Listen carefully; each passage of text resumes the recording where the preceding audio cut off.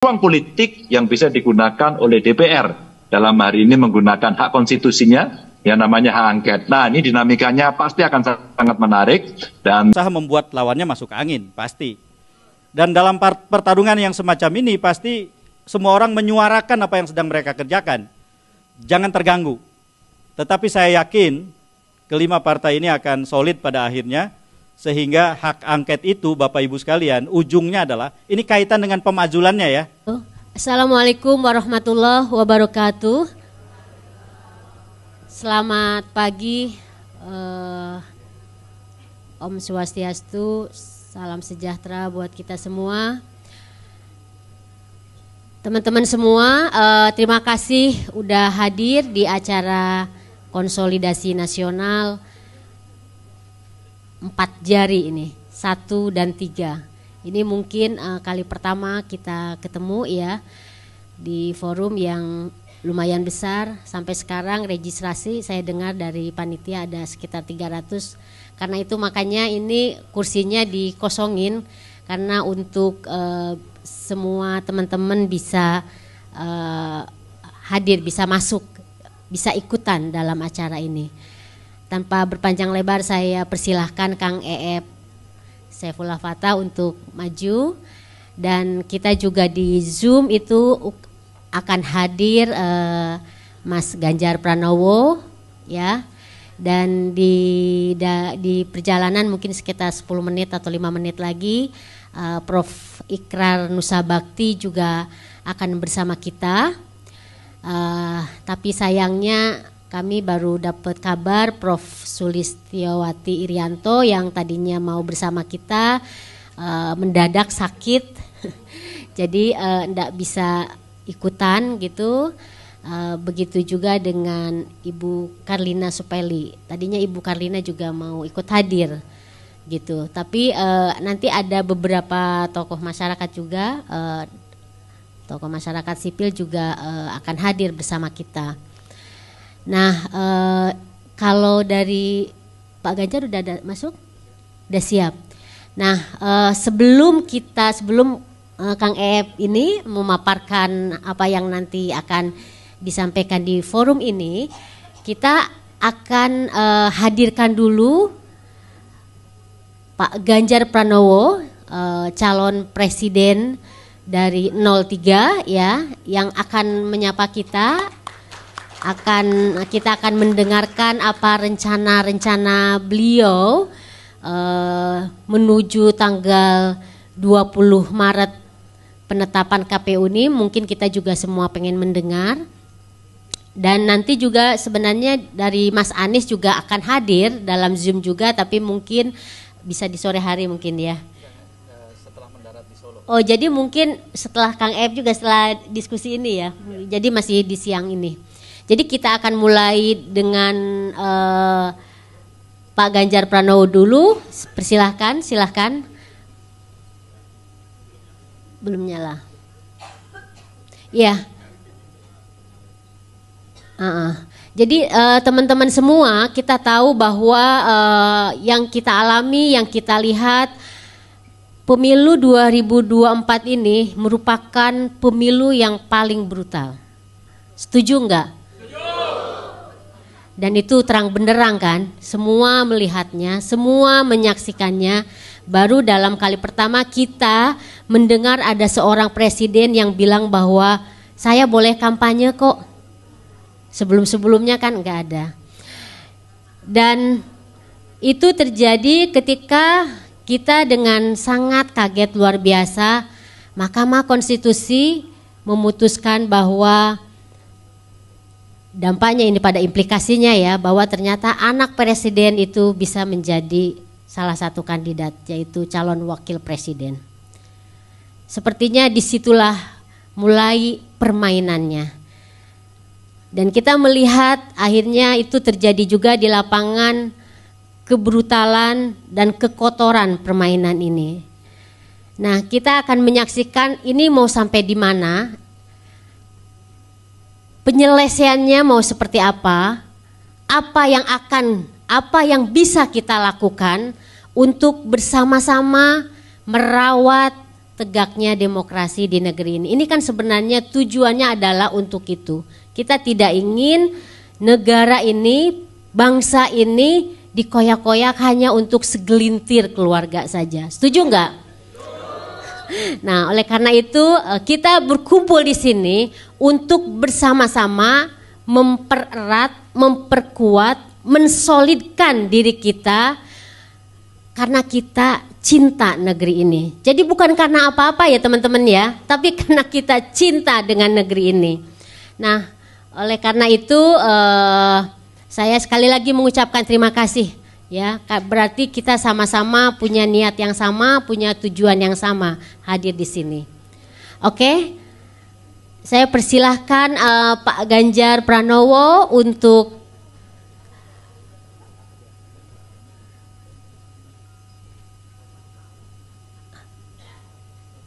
suaranya udah belum masuk ya.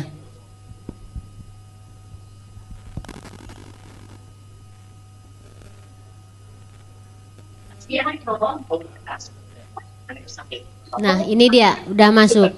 Selamat pagi, Mas Ganjar. Ya, bentar aku cari tempat dulu. Sama di sini juga lesehan, Mas. Ini bentar, ya. Bisa dilihatin suasana di sini ke Pak Ganjar? Oh, ngelihat ya, bisa ya, oke.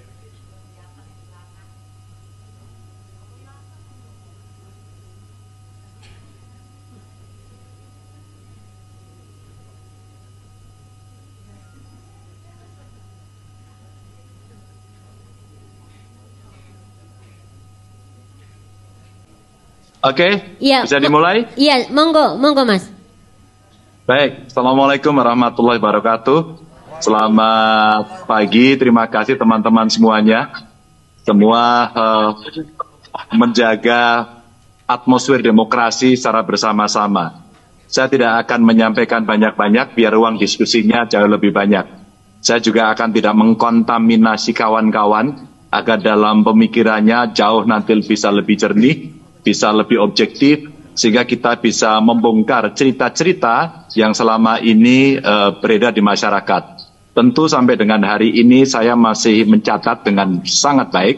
Yang pertama terkait dengan proses politik yang kemarin berjalan. Satu demi satu mulai ada cerita-cerita. Orang mengaku bagaimana situasi yang ada di lapangan, seseorang mendapatkan tawaran apa, mendapatkan barang apa, dengan pesan apa, sekarang mulai muncul. Atau baru saja kawan saya setelah bersaksi didatangi oleh Intel dan diceritakan, kamu kegiatannya apa lagi? Sumber danamu dari mana? Begitu. Nah, cerita-cerita semacam ini mungkin yang terkesan menjadi sangat intimidatif begitu. Tapi saya sampaikan pada teman-teman, ceritakan saja apa yang ada. Maka teman-teman, saya menyambut baik diskusi ini. Saya minta maaf tidak bisa hadir, tapi ada 3 catatan penting saya. Yang pertama, sampai dengan tanggal 20 ini, kami, terutama tim Ganjar Mahfud tentu, masih bekerja dengan cukup keras, sangat serius begitu, untuk mengumpulkan seluruh data, menyampaikan cerita-cerita, sampai putusan tanggal 20 nanti. Apa yang mau saya ceritakan terkait dengan proses penghitungan, termasuk data-data C1 dan kemudian rekap yang kemudian berganti-ganti ya, dan tentu saja seluruh ahli IT yang sekarang memberikan catatan-catatan kritis. Maka kami masih berjuang sampai dengan tanggal 20 berapa sebenarnya angka real yang ada ya. Masa stuck seperti itu, berapapun suara masuk, dan ini tentu menjadi cerita-cerita yang menjadi bahan buat kami untuk nanti membuat sebuah tindakan ketika kemudian pengumuman akan diberikan. Tapi sebelum pengumuman tentu bahan-bahan atau data ini menjadi penting. Kawan-kawan di Amerika baru saja juga melakukan diskusi dan banyak tokoh di sana sedang bercerita, proses-proses berikutnya akan berjalan. Maka sampai dengan tanggal 20, proses penghitungan yang menggunakan teknologi maupun manual menjadi perhatian kami yang pertama. Yang kedua adalah ketika nanti upaya akan dilakukan, tentu kami menyiapkan bahan-bahan, saksi-saksi untuk kemudian ke MK. Setidaknya apakah hipotesis TSM betul-betul bisa kita uji, betul-betul bisa kita buktikan, dan sekarang kerja-kerja intelektual sambil menggali data, fakta, saksi yang ada di lapangan menjadi cerita yang penting yang kami kumpulkan. Dan yang terakhir tentu ruang politik yang bisa digunakan oleh DPR dalam hari ini menggunakan hak konstitusinya yang namanya hak angket. Nah, ini dinamikanya pasti akan sangat menarik, dan dari cerita-cerita yang kemarin pada saat pembukaan masa sidang sudah ada interupsi dari beberapa fraksi. Menurut saya ini menjadi dinamika yang cukup bagus, sambil tentu saja dari kami selaku partai terus saja mendorong persiapan-persiapan mulai menyusun naskah akademis, menyiapkan dukungan-dukungan, tanda tangan dari anggota, sampai kemudian nanti bisa masuk ke paripurna dan disahkan menjadi hak angket DPR. Sebuah proses yang cukup panjang, dan saya kira nanti tidak akan berjalan mulus-mulus saja, karena pasti akan ada cerita yang setuju dan tidak setuju, dan kemudian dibikin cerita-cerita yang makin meriah agar angket itu berjalan atau tidak berjalan. Sebuah political interplay yang akan terjadi, dan kami sedang menyiapkan itu semua. Teman-teman, terima kasih sudah mengundang saya. Rasanya saya senang karena banyak masyarakat sipil peduli pada demokrasi yang sedang berjalan. Mudah-mudahan kita adalah golongan-golongan waras yang akan bisa mengawal ini dengan baik. Salam untuk teman-teman semuanya. Terima kasih. Wassalamualaikum warahmatullahi wabarakatuh. Terima kasih Mas Ganjar, dan sekali lagi tepuk tangan dong buat Mas Ganjar. Ya, oke, nanti... Mbak Nong, teman-teman semuanya silakan dilanjut. Baik, terima kasih Mas. Iya, silahkan dilanjut juga aktivitas di pesantrennya. Salam buat Mbak Atiko. Ya, Oke. Oke, teman-teman, kita sudah mendengar rencana tadi dari Pak Ganjar Pranowo ya, dan apa yang akan dilakukan oleh timnya menjelang tanggal 20 Maret nanti, menunggu pengumuman dari KPU, dan sambil menunggu narasumber yang lain kita akan mendengarkan dari Kang E.F. Saifullah Fatha, karena beliau ini juga sudah sering juga menyampaikan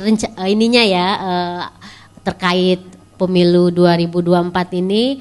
Tapi yang paling penting dari yang ingin kita harapkan dari Kang Ep ini adalah sebelum kita kan pengennya kita bergerak, kita tetap melakukan sesuatu yang yang penting, minimal dalam jangka pendek ini adalah misalnya sampai tanggal 20 Maret ini Kang Ep ya, sebelum disahkannya hasil Pilpres.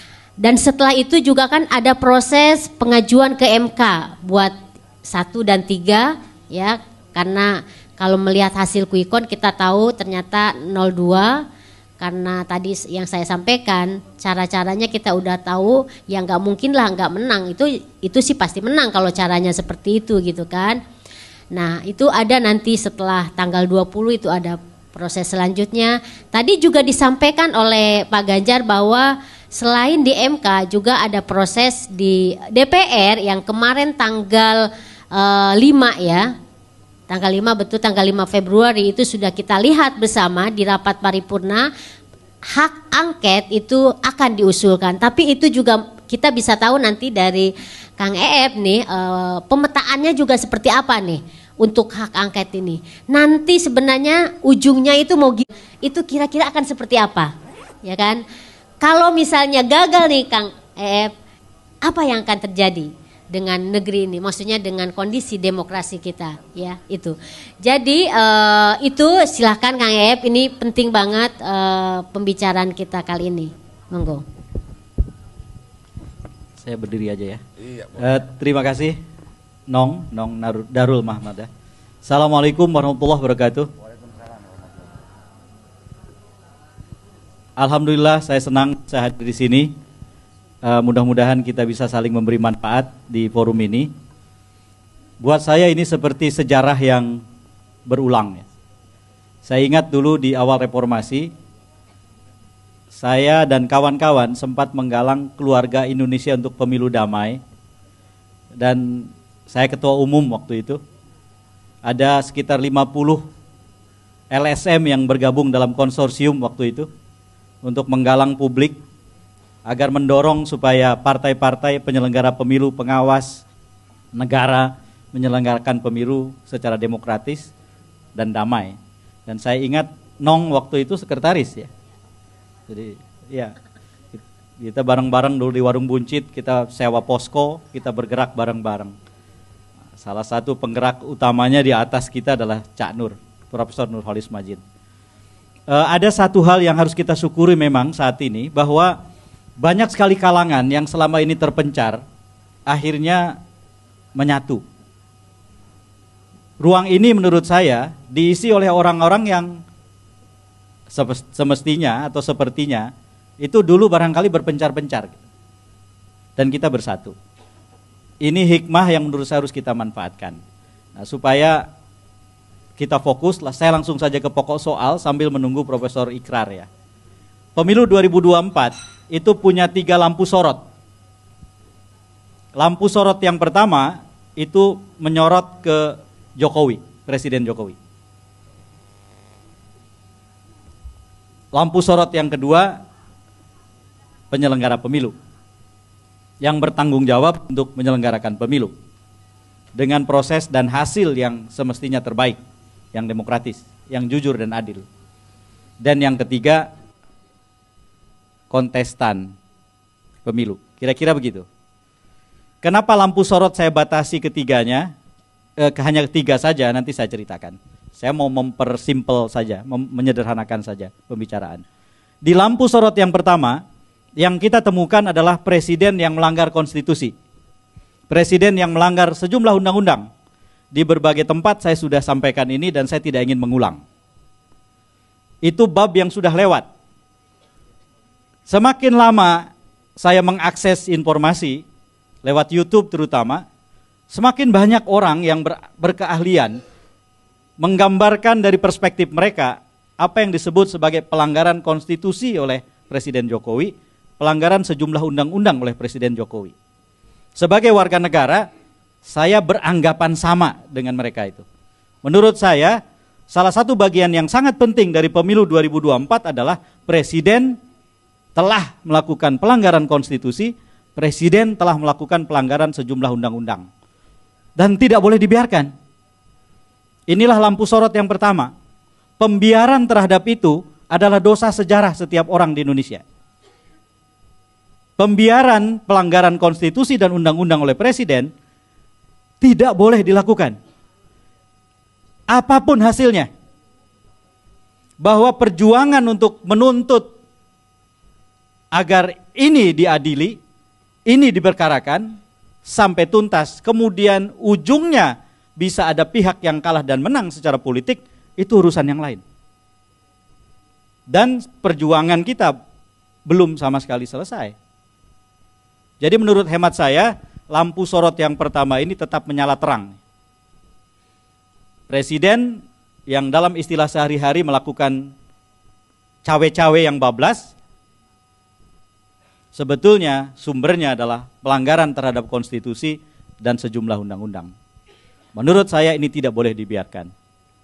Sebagai warga negara, posisi saya tidak berubah dari semenjak akhir tahun lalu. Menurut saya, Presiden Jokowi harus dimakzulkan. Ini kesimpulan pertama yang menurut saya penting sebagai bagian dari pemilu 2024. Jika tidak, Bapak Ibu dan teman-teman, maka semua presiden yang lain dengan sangat mudah mencontoh ini sebagai template. Ternyata jadi presiden di Indonesia itu enak. Konstitusi sudah menjamin kekuasaan yang sangat besar. Yang bersangkutan mengendalikan resources hampir tanpa batas. Punya daya kendali terhadap aparatur yang bisa dimanfaatkan kapanpun secara optimal dengan dampak yang luar biasa dan bahkan serta-merta. Dan ternyata dibiarkan ketika melakukan pelanggaran konstitusi dan undang-undang.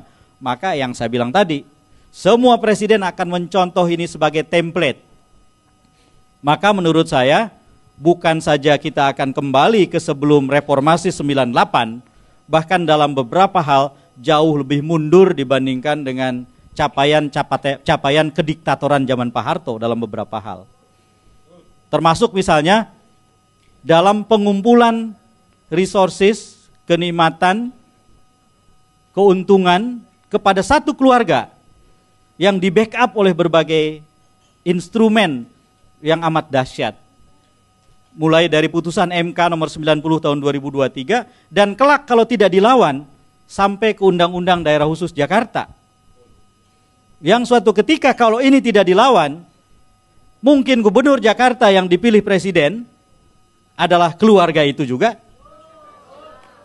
Dan aglomerasi, yaitu kawasan ekonomi, bisnis, dan industri yang menyatukan Jabodetabek, dipimpin oleh Dewan Pengelola Aglomerasi, yang ketuanya ex officio adalah wakil presiden, yang kalau ini tidak dilawan, keluarga itu juga. Maka menurut saya ini tidak boleh dibiarkan. Dengan segala resikonya sebagai warga negara, kita harus bersikap. Dan sebagai warga negara, sikap saya sekali lagi tidak berubah. Saya bergeming. Ini istilah yang sering salah dipakai ya. Bergeming itu tidak bergerak. Tidak bergeming itu bergerak. Saya bergeming dengan mengatakan bahwa Presiden telah melanggar konstitusi dan sejumlah undang-undang dan karena itu harus dimakjulkan. Selamat datang Prof. Ikrar. Ini senior saya. Satu departemen, satu guru, satu ilmu, ilmunya lebih banyak Prof. Ikrar. Dan Prof. Ikrar saya yakin setuju dengan apa yang saya katakan barusan. Bahwa presiden yang melanggar konstitusi dan sejumlah undang-undang harus dihentikan. Itu lampu sorot pertama. Dampak langsung dari pelanggaran konstitusi dan undang-undang itu adalah cacat dalam proses dan hasil pemilu 2024 pada berbagai lini.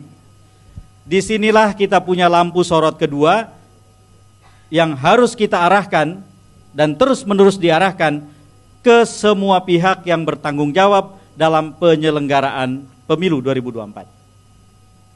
Ini pemilu paling buruk sepanjang yang saya paham. Ini pemilu paling brutal. Ini pemilu paling brengsek dari semua pemilu yang pernah kita miliki selama masa reformasi. Menurut hemat saya, KPU, Panwas, dan semua yang terlibat di dalam tanggung jawab penyelenggaraan pemilu dan pengawasan pemilu semestinya saat ini bersikap selayaknya dengan tanggung jawab yang selayaknya. Ini adalah penghitungan suara paling lamban dan paling kisruh sepanjang kita menyelenggarakan pemilu. Dan celakanya itu terjadi pada saat untuk pertama kali kita menggunakan teknologi yang sebelumnya belum pernah kita punya, yang disebut artificial intelligence. Yang dengan sangat mudah memindai C-hasil menjadi data numerik ke dalam satu aplikasi yang dengan sangat segera bisa menyelesaikan perhitungan seluruh Indonesia 823.220 TPS semestinya. Yang terjadi kemudian sampai dengan hari ini kekacauan berlapis-lapis. Saya mau ceritakan satu hal yang sekarang ini sedang terjadi berjalan. Satu data yang sedang dikumpulkan yang sebentar lagi setelah selesai, saya yakin akan bisa digunakan oleh 01 maupun 03 ketika nanti mereka akhirnya mengajukan gugatan resmi mereka ke MK. Yang saya maksud adalah ada sekelompok warga negara Indonesia di luar negeri dan di dalam negeri yang saat ini sedang bekerja keras untuk mengumpulkan bukti. Dan bukti yang terkumpul sudah sangat banyak, yaitu tentang pemalsuan C-hasil. Yang terjadi adalah teman-teman ini, saya sebut saja namanya karena saya yakin yang bersangkutan juga dengan gagah berani kok melakukan ini, tidak mau bersembunyi. Teman-teman ini diinisiasi, dipelopori oleh seorang warga negara di Amerika, saya tidak usah sebut dulu kotanya ya. Kebetulan, dalam tanda kutip, yang bersangkutan adalah salah seorang putra dari Profesor Harun Ar-Rasyid, anggota KPU kita yang pertama, almarhum. Ia adalah doktor perminyakan yang sejak tahun 96 bermukim di Amerika, bekerja di perusahaan minyak di sana, bukan ahli IT, terus kemudian ia mencoba menelusuri TPS-TPS di Sirekap, tetapi fokus pada suara 02 yang besar-besar. Yang ditemukan adalah tanda tangan di halaman 1 C hasil dengan halaman 2 dan 3 beda-beda untuk orang yang sama.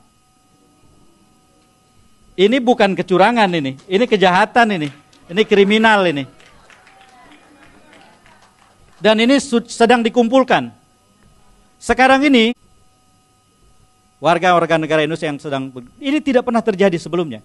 Jadi Bapak Ibu sekalian, jangan-jangan, kita pakai jangan-jangan dulu sementara ini ya. Jangan-jangan kerusakan, kebobrokan yang luar biasa itu bukan hanya di level teknologinya, tetapi dari sejak masih manual. Sistem penghitungan pemilu kita itu menggunakan sistem hybrid, campuran.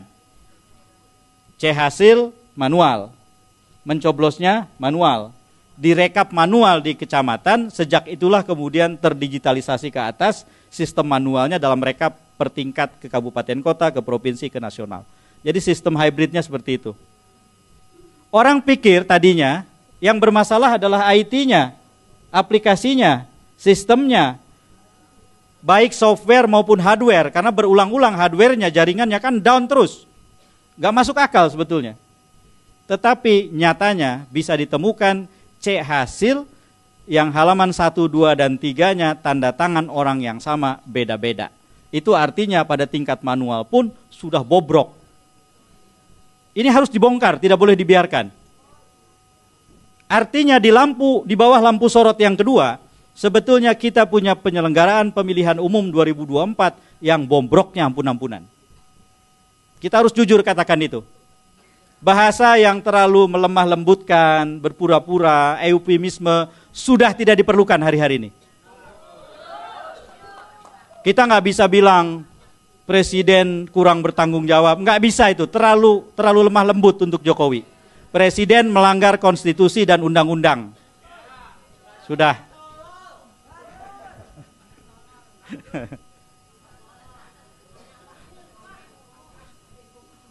Itu yang teriak tuh keluarganya polisi mungkin.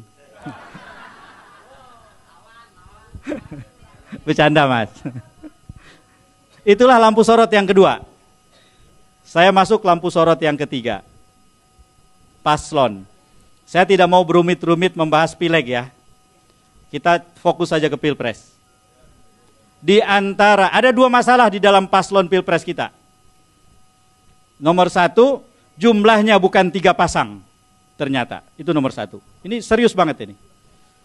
Yang kedua, salah satunya secara hukum, bukan hanya secara etik, tidak layak menjadi paslon.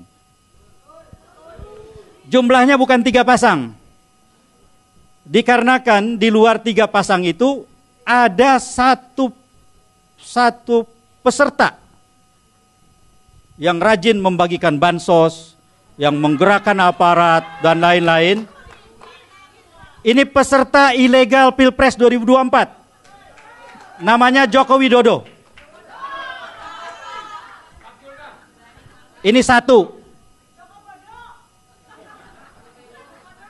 Satu lagi, masalahnya adalah 02 dari sejak awal sudah tidak bisa diterima secara hukum sebagai peserta. Sekali lagi kita tidak bisa biarkan ini. Tidak bisa biarkan ini.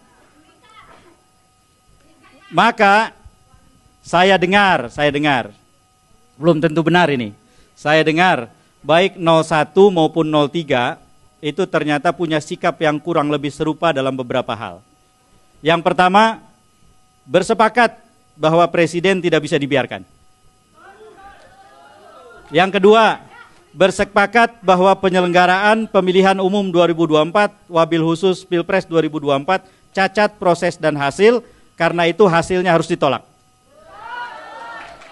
Dan yang ketiga, bersepakat bahwa paslon yang tidak memenuhi syarat hukum tadi, yang keberadaannya melanggar kaidah hukum tadi, maka harus didiskualifikasi.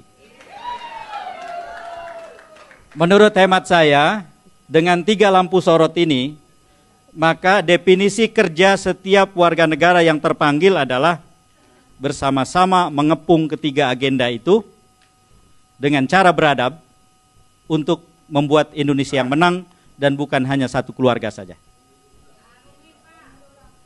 Jadi dengan demikian, masuk akal dari jika tadi Nong mengatakan kita harus susun agenda, masuk akal bahwa agenda jangka pendeknya adalah menghentikan kebrutalan pemilu, kebobrokan pemilu, kerusakan pemilu, dan lain-lain 2024 dengan segala konsekuensinya. Dalam jangka pendek, dalam jangka pendek, tidak hanya paslon 01 dan 03 yang harus bergerak lewat permohonan atau gugatan ke MK. Menurut hemat saya, inilah saatnya hak angket memang harus digunakan. Dan sekali lagi untuk mempertebal, menggarisbawahi apa yang saya sampaikan berulang-ulang, di dalam konteks hak angket itu harus segera dibentuk pansus untuk bekerja dalam waktu yang berjangka pendek, mentransparansikan seluruh kerjanya dalam siaran langsung yang kita ikut terlibat, bukan hanya menonton, ikut terlibat di dalamnya. Dan dengan itu maka dalam waktu yang cukup, waktu yang ada sekarang, kita bisa menuntaskan pekerjaan-pekerjaan rumah besar tadi. Hak angket, jangan terlalu khawatir, pasti sekarang ini ada banyak sekali berita rumors yang mengatakan bahwa 5 partai pecah dan seterusnya. Asumsikan saja bahwa setiap pihak memang sedang bertarung dan berusaha membuat lawannya masuk angin, pasti. Dan dalam pertarungan yang semacam ini pasti semua orang menyuarakan apa yang sedang mereka kerjakan. Jangan terganggu.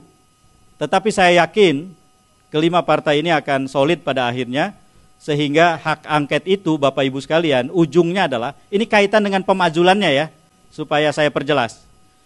Ujungnya nanti adalah penggunaan hak menyatakan pendapat yang merupakan hak DPR.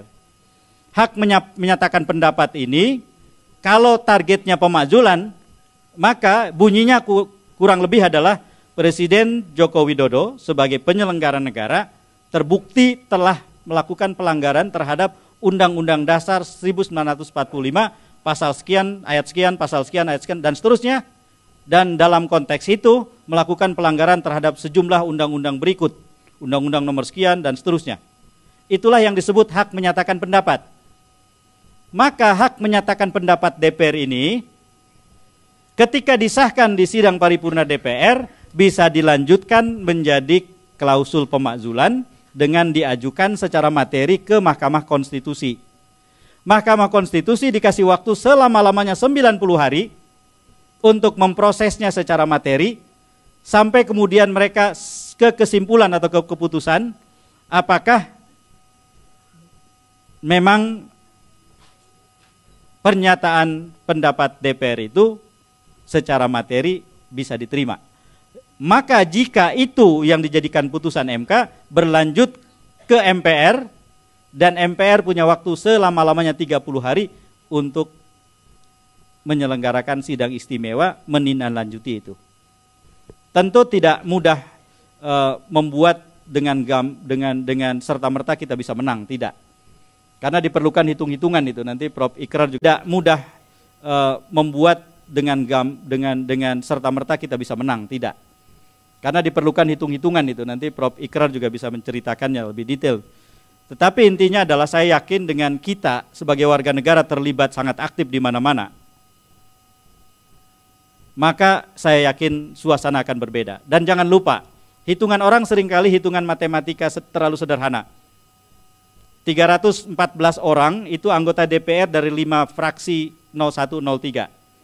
Itu kurang 70 orang untuk menggolkan hak menyatakan pendapat. Jadi kurang 70 orang untuk menggolkan sidang yang 2/3 anggota DPR hadir. Lalu kemudian 2/3 dari yang hadir. Nah itu sudah terpenuhi kalau 2/3 yang hadir. Dari 5 partai ini sudah cukup, 2/3 yang hadir bisa mengesahkan paripurna. Kuncinya adalah tambahan 70 orang itu. Ya ini bukan soal strategi yang harus disembunyikan karena saya tahu ini sedang dikerjakan oleh banyak pihak nih. Sekarang ini stok anggota DPR dari Golkar, anggota DPR dari PAN, anggota DPR dari Gerindra, anggota DPR dari satu lagi Demokrat, yang mungkin untuk memiliki kewarasan yang sama dengan kita sedang tersedia banyak. Siapa mereka? Mereka yang incumbent di DPR sekarang, dikerjain dan tidak lolos di pemilu 2024, dan mereka tahu betul betapa brutal yang dikerjakan ke mereka sehingga mereka tidak lolos. Mereka sepaham kok dengan kita. Logistik, saya yakin sekarang tersedia logistik kok untuk menggalang itu. Dan saya yakin banyak yang mau melawan Jokowi dengan cawe-cawe menyediakan logistiknya. Banyak kok para pejuang yang sekarang sangat bersemangat untuk melakukan itu. Jadi Bapak Ibu sekalian, pelihara semangat, terus optimis, berbaik sangka sama proses dan hasil, bahwa ini akan berujung sesuai dengan yang kita targetkan. Indonesia menang, demokrasi selamat. Dan pansus yang nanti dibentuk di dalam kerangka hak angket itu, beberapa ketentuannya membuat itulah pilihan yang terbaik. Nomor 1, pansus ketika disahkan oleh rapat paripurna DPR sudah ditentukan rentang waktu bertugasnya. Jangan dibikin panjang, karena akan lewat nanti masa waktunya. Yang kedua, anggotanya paling banyak 30 orang. Ini menurut aturan. Proporsional dari semua fraksi mewakili lintas komisi. Ini yang penting. Kepemimpinannya terdiri dari 1 orang ketua dengan sebanyak-banyaknya 3 wakil yang dipilih sebagai paket. Dipilih sebagai paket. Maka paket 5 partai ini yang pasti menang. Tidak mungkin paket 4 partai yang di seberang sana. Pada saat paket pemimpin pansus ini bekerja, pimpinan pansuslah yang punya kewenangan untuk mengetokkan palu apakah sidang-sidang pansus terbuka untuk umum atau tidak. Maka diketoklah sidang terbuka untuk umum. Kalau katakanlah 12 hari pansus bekerja, 12 hari, 12 kali 24 jam siaran langsung televisi isinya pansus. Menteri-menteri dipanggil. Di dalam kerja pansus itu kalau hak angket maka akan ada 2 kelompok orang yang dipanggil. 1, penyelenggara negara. Presiden dipanggil, para menteri dipanggil. Semua yang dianggap perlu diminta penjelasan dipanggil. Panglima TNI dipanggil, Kapolri dipanggil. Yang selebihnya saksi. Ketua KPU dipanggil sebagai saksi, Ketua Panwas dipanggil sebagai saksi, Bawaslu maksudnya. Lalu kemudian masyarakat sipil, anggota-anggotanya, eksponennya, pemimpin gerakannya bisa dipanggil. Ahli hukum tata negara bisa dipanggil, Prof. Ikrar bisa dipanggil sebagai saksi. Semua untuk membuka semua kebobrokan itu di atas meja, maka proses di MK itu paralel berjalan bersamaan dengan proses di DPR. Itulah yang sedang kita perjuangkan.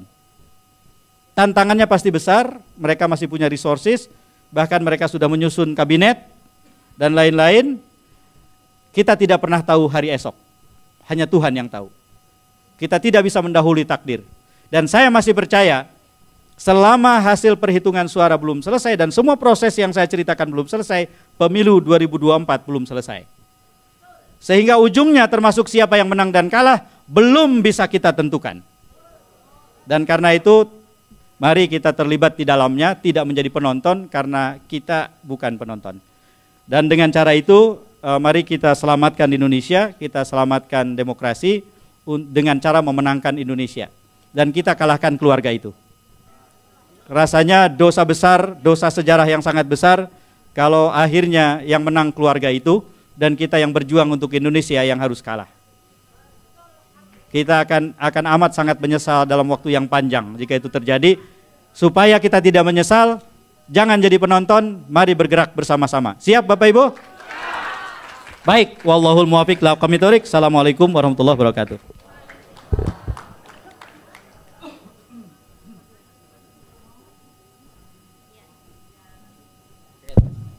Iya. Terima kasih Kang Eep. Ini penting banget poin terakhir bahwa kita ini bukan penonton, ya. Kita harus aktif, kita yang harus menjadi pemeran utamanya. Semua pemeran utamanya. Indonesia bergerak, ya. Jadi dan kita tadi udah tahu tahapan-tahapan apa yang akan bisa kita lakukan. Jadi kita akan sama-sama berpartisipasi aktif dalam 2 proses, yaitu di MK dan juga di hak angket DPR. Dan kita akan terus-menerus berperan. Berperannya itu bisa macam-macam, Nanti kita bisa akan bicarakan secara detail mungkin di sesi yang kedua, ya, apa yang akan bisa kita lakukan. Dan yang paling penting seperti yang tadi disampaikan oleh Kang Eep, bahwa karena ada operasi atau gerakan melemahkan semangat kita, melemahkan gerakan kita, maka kita juga harus tetap konsentrasi dan fokus. Jangan sampai terdistrak atau terganggu dengan isu-isu atau berita yang memang ingin melemahkan kita. Misalnya soal pecahnya, misalnya PDIP, pecahnya PKB dan lain-lain. Misalnya yang terakhir ada panggilan Pak Surya Paloh ke Jokowi, padahal ternyata sebenarnya nggak ada apa-apa. Nasdemnya sendiri masih tetap bergerak. Yang paling ini lagi misalnya tentang PDI Perjuangan. Padahal kita tahu hari ini teman-teman semua jam 2 ini untuk menunjukkan keseriusan sikap dari partai ini, mereka, saya menyebutnya mereka, maaf, padahal kita udah satu, ya. Itu membuka rumah bersama untuk kita sebagai pusat perlawanan, yaitu di Jalan Diponegoro itu. Jam 2 ini dibuka. Itu tidak ada lagi yang namanya embel-embel partai, embel-embel calon presiden, nggak ada. Itu adalah rumah bersama kita untuk melawan. Nah, itu yang tadi disampaikan, 3 sorot itu adalah tugas kita bersama. Nah, oleh karena itu silahkan nih Prof. Ikrar, senang juga Prof. Ikrar, nanti ini terakhir, akan menyampaikan juga paparannya terkait apa yang akan